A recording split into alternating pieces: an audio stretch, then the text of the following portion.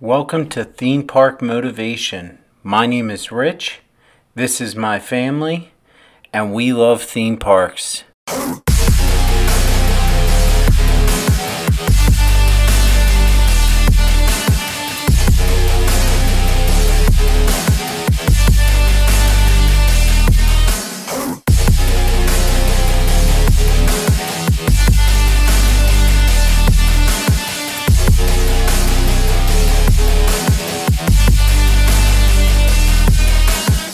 Are you looking to go to Cedar Point in the 2024 season? Well, if so, make sure to give this video a like.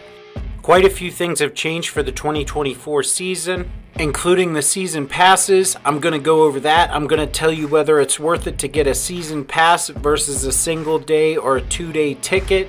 I will go over some of the different hotels and lodging accommodations, and also where to eat while you're at the park.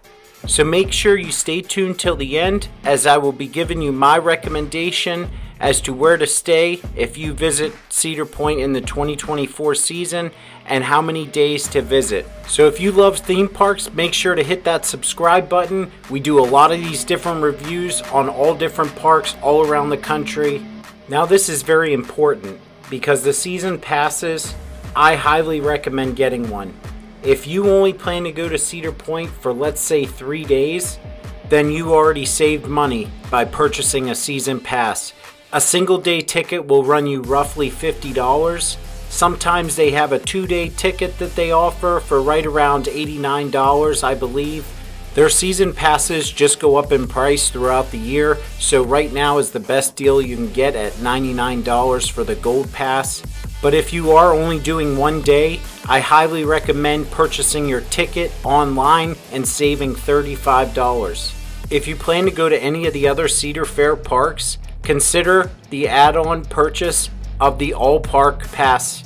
And this add-on is roughly $100 more. I highly recommend it because if you get this, you're able to get into the park an hour early. And if you have that hour early access, it really changes the game. So with that hour early access, there's usually 5 or 6 coasters open. You're going to have to check the app and see which coasters are available for that early start. I would highly recommend heading right to Top Thrill 2. You're going to want to get in line for this because I'm going to tell you what, the lines will be insane once this park opens. But if you absolutely have to ride something that first hour and you don't want to see that hour go to waste, I would head for Gatekeeper. That's usually open. Also Valravn a lot of times is open as well. But there's a few of them that'll be open. Just check the app. Maybe you're staying at one of the on-site hotels and resorts. If this is the case, check. They have a lot of specials on ticket packages to go along with your hotel stay. So this is Lighthouse Point. It's located right on the Cedar Point Peninsula, and I gotta say, really cool experience. You can pretty much walk right to the water park, and it also offers sites for campers and RVs. They also have Castaway Bay, which is located right down the street from Cedar Point. This is a cool place. They have an indoor water park, a lot for kids to do. Probably the most family friendly of all of the resorts. Keep in mind, this one is not located on site. It is actually down the street. So you would have to purchase one of their parking passes if you do not have a season pass. So next hotel we have is Sawmill Creek, and this is located about 10 minutes away from Cedar Point. It has a world-class golf course and also an on-site marina, so you could just actually take your boat and go right to the Cedar Point Marina. One of the more expensive places, but Sawmill Creek is an excellent, luxurious hotel. On the cheaper side, we have the Express Hotel, and this is probably one of the more affordable options. It's located right down the street from Cedar Point.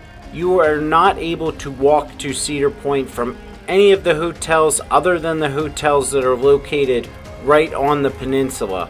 Cedar Point, unfortunately, does not have an access road for walking or riding a bicycle. You must have a vehicle or a shuttle to get over to the park. Now if you stay at Lighthouse Point or Hotel Breakers, They both are right on the peninsula, so you can pretty much walk right out your front door or right out of the hotel and go right over to the park. So that's a nice feature, and both of these places offer different perks as far as passes go and things of that nature. So the best strategy I have for this park would be to head to Top Thrill 2 first. After you get off of that, check the app, make sure Steel Vengeance is open. If it's not, Maverick probably is. Steel Vengeance a lot of times takes at least an hour or so to get up and running. Head to one of those two coasters. After that, Millennium Force, followed up by Valravn. At this point, you might be a little hungry, and I'm going to talk about some of the different dining options that Cedar Point has to offer. They have some of the best dining options of all of the different parks that Cedar Fair has to offer. So my personal favorite place to eat at Cedar Point is the Farmhouse Kitchen and Grill. And this place has some phenomenal food. I'm telling you, you have to try the smash fried potatoes. They are excellent.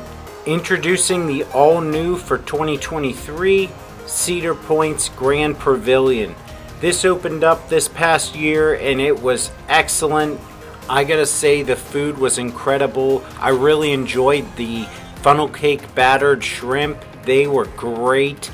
I love sitting out there on that deck and just taking in all the views, see what's going on. They have a nice bar that's upstairs, and this is great to just get away from everybody and just relax. So one thing to consider with the tickets, if you buy a season pass for even one person in your household, I would consider maybe buying a one-day ticket for somebody else in the family.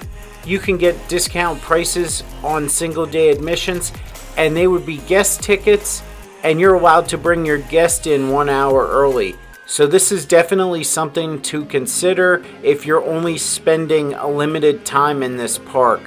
Say you're only going there 2 days, it's definitely worth it for one person to at least get a season pass for the free parking alone.